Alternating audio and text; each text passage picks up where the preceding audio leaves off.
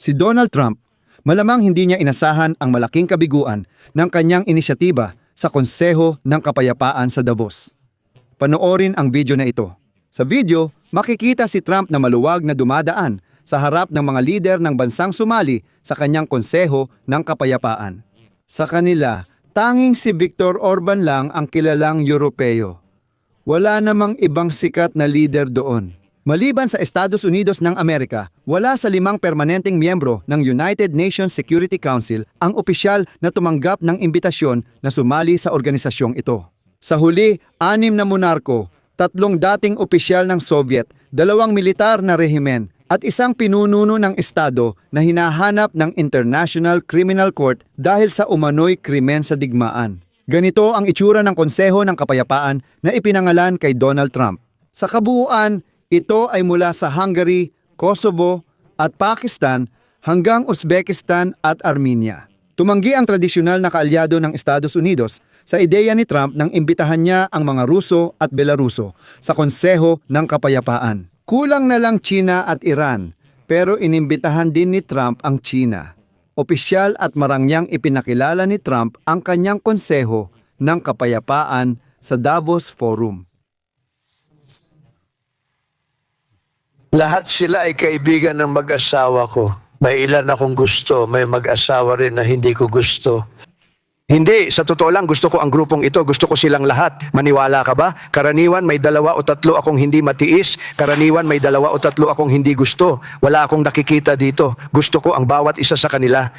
Hindi, magagaling silang tao, magagaling silang mga leader, at ang Board of Peace ay binubuo ng mga leader, ang mga nangungunang leader sa buong mundo, sa totoo lang. Ang pangalan ko ay Alexei Pichi. Pag-usapan natin ang paksang ito ng magkasama, pero bago tayo magsimula, hinihiling ko na mag-subscribe kayo sa channel na ito, mag-like, mag-iwan ng kahit anong komento sa episode na ito at siguraduhing mag-subscribe din sa aking Telegram channel na Pichi News. Ang link ay nasa video description kung saan namin agad inilalathala ang balita.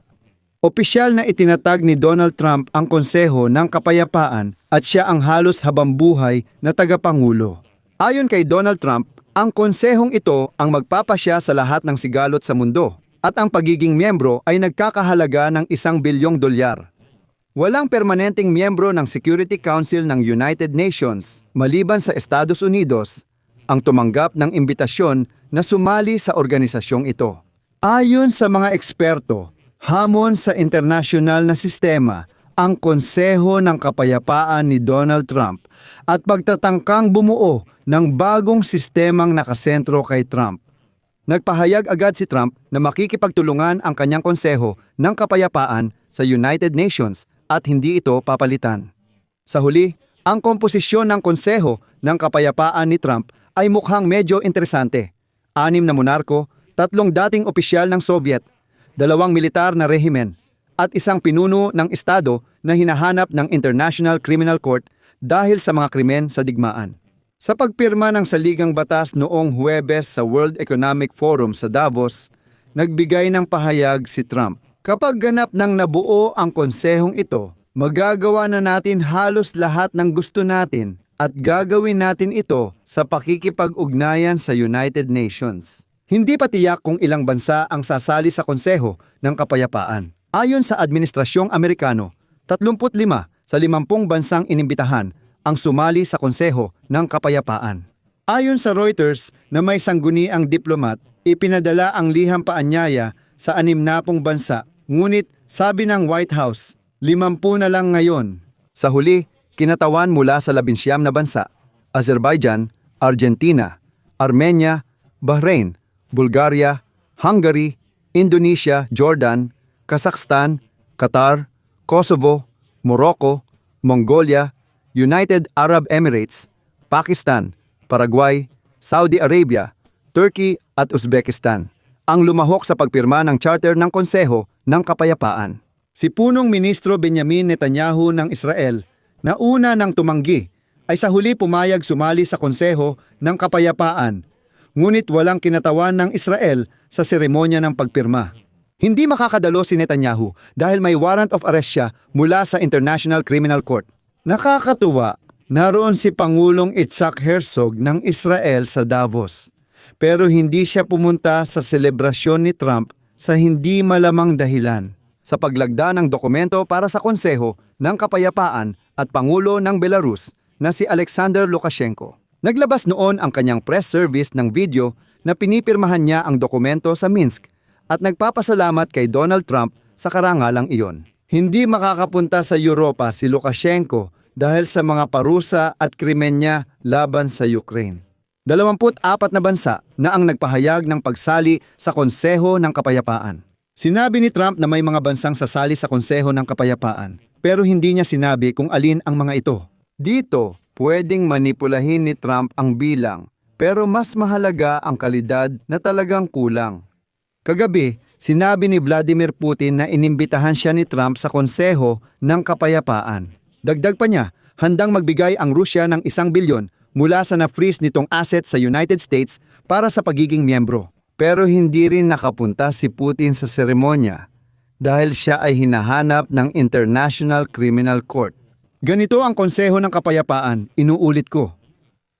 Opisyal nang tumanggi sa imbitasyon ni Donald Trump ang United Kingdom, Pransya, Norway, Slovenia at Sweden at hindi rin sasali ang iba pang pangunahing bansa sa Europa. Sabi nila pinag-aaralan pa nila ang isyung ito. Siguro ayaw lang nilang diretsong tumanggi.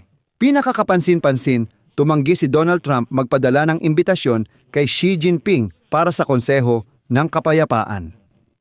At tungkol dito, magbibigay ako ng sipi mula kay Bloomberg. Ang Konseho ng Kapayapaan na ito ay maaaring maging isang galeriya ng mga kontrabida, sabi ni Bloomberg. Isang opisyal ng Europa ang gumamit ng salitang rogue na nangangahulugang manloloko, mandaraya, masamang tao o outcast sa mga bansa. Ganito rin tinutukoy ng Estados Unidos ang Iran at Hilagang Korea. Bagamat nilikha ang Konseho ng Kapayapaan para sa pagpapanumbalik ng Gaza, dito rin ito inaprubahan sa resolusyon ng United Nations. Sa charter ng Konseho ng Kapayapaan na pinirmahan ni Trump, walang nabanggit tungkol dito at nakalimutan ang sektor ng Gaza. Hindi inilathala ang charter, pero ayon sa nilalaman na sinipi ng media, parang nais palitan ng bagong organisasyon ang United Nations. Mapupunta kay Donald Trump ang lahat ng kapangyarihan. Siya lang ang pwedeng magveto at manatili bilang tagapangulo kahit matapos ang termino niya bilang presidente ng Estados Unidos.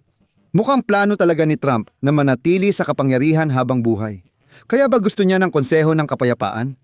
Sa liham sa mga pinuno ng bansa, sinabi ni Trump na magsisimula ang Konseho ng matapang at bagong paraan sa paglutas ng pandaigdigang alitan. Para maging permanenteng miyembro ng Konseho, dapat mag-ambag ng 1 bilyon ang bansa. Hindi pa tiyak kung paano gagamitin ang pera. Dahil dito, maraming eksperto at opisyal mula ibang bansa ang itinuturing ang inisyatibang ito bilang halimbawa kung paano sinisira ni Trump ang internasyonal na sistemang itinayo ng Estados Unidos matapos ang ikalawang digmaang pandaigdig at lumilikha ng bago na siya ang sentro. Isa itong direktang dagok sa United Nations at malamang ituring na pag-agaw ng pandaigdigang kaayusan ng isang taong gustong hubugin ito ayon sa sarili niyang imahe at kagustuhan. Sa huli, magbabahagi ako ng sipi mula sa New York Times. Ipinaliwanag ni Fred Flates, dating pinuno ng staff ng National Security Council sa unang termino ni Trump, na ang pag-imbita sa Rusya at China ay para sa mas malawak na representasyon sa Konseho ng Kapayapaan. Siya ngayon ay nagtatrabaho sa America First Policy Institute. Gusto ng administrasyon ng presidente na bawasan ang tsansang hadlangan ng ibang bansa ang trabaho nito. Ayon kay Nicholas Burns, dating embahador ng United States, hindi matutuwa ang mga tradisyonal na kaalyado ng Estados Unidos sa ganitong inisyatiba. Lubusang nasira ang tiwala sa pagitan ng Estados Unidos at ng kanilang mga kaalyado. Ang pag-atake ng administrasyon sa Greenland at maling akala nila sa reaksyon ng ibang bansa sa NATO ay nagbago ng pananaw ng Europa at Canada. Kaya naman nagpasya si Trump na makipag-alyansa kina Putin, Lukashenko, Xi Jinping, Viktor Orban at iba pa. Dito ako maglalagay ng tuldok. Isulat ninyo ang inyong opinyon at mga konklusyon sa mga komento sa ilalim ng episode na ito. Mag-subscribe sa channel, pindutin ang kampanilya at huwag kalimutang mag-like at ibahagi sa mga kaibigan. Kung gusto ninyong suportahan ang trabaho ng YouTube channel na ito, maaari ninyo itong gawin sa pamamagitan ng anumang donasyon o bayad na sponsorship subscription gamit ang mga link at detalye sa description ng video na ito. O kaya naman ay gamit ang QR code na nasa inyong mga screen. Magpapasalamat ako sa anumang suporta mula sa inyo. Hanggang dito na lang, ingatan ninyo ang inyong sarili. Paalam sa lahat.